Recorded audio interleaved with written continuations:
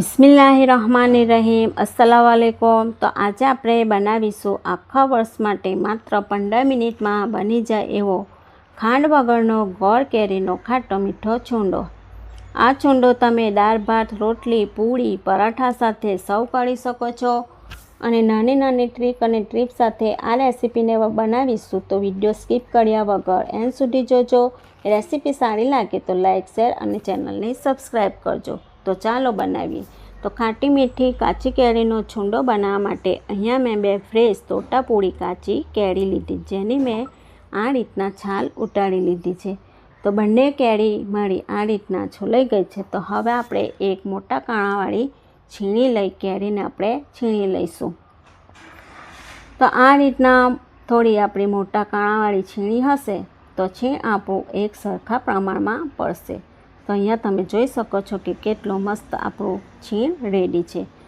તો આ રીતના બંને કેરીને મેં છોલી એને છીણ તૈયાર કરી। હવે આપણે એમાં સ્વાદ પ્રમાણે મીઠું, અડધી ટીસ્પૂન જેટલી હળદર એડ કરી મિક્સ કરી એને 5 મિનિટ માટે ઢાંકી દઈશું, જેથી કરીને કેરી હલકી એવી આપણી સોફ્ટ થઈ જાય।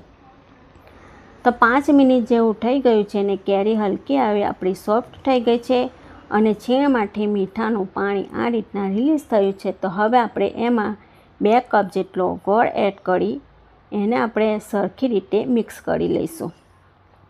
તો અહીંયા તમે જોઈ શકો છો કે આ રીતના છીણ અને ગોળ એક સરખા પ્રમાણમાં મિક્સ થઈ ગયું છે। તો હવે આપણે એને એક કઢાઈમાં લઈ લઈશું અને થોડું હલાવી લઈશું।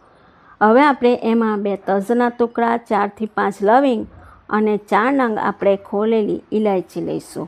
બંને સારી રીતના મિક્સ કરી લઈશું ને એને આપણે 5 મિનિટ જેવું થવા દઈશું।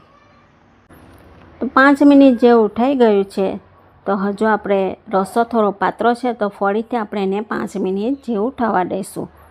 તો અહીંયા તમે જોઈ શકો છો કે પહેલાં કરતાં રસો આપણો કેટલો જાડો અને કેટલી સરસ રીતે આ મુરબ્બો કેટલી સરસ રીતે આ છૂંદો તૈયાર છે।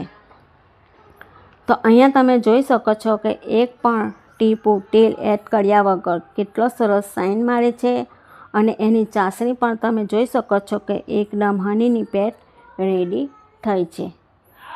તો ફ્રેન્ડ્સ, આ રીતના તમે ક્યારે મુરબ્બો બનાવ્યો છે કે ખાધો છે તે મને કોમેન્ટમાં જણાવજો। અને કયા શહેરમાંથી અને કઈ સિટીમાંથી તમે આ વિડીયો જોઈ રહ્યા છો તે પણ મને જણાવજો, જે જાણી મને ખૂબ આનંદ થશે।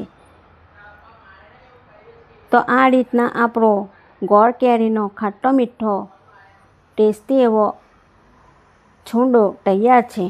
અલ્લાહ હાફિઝ।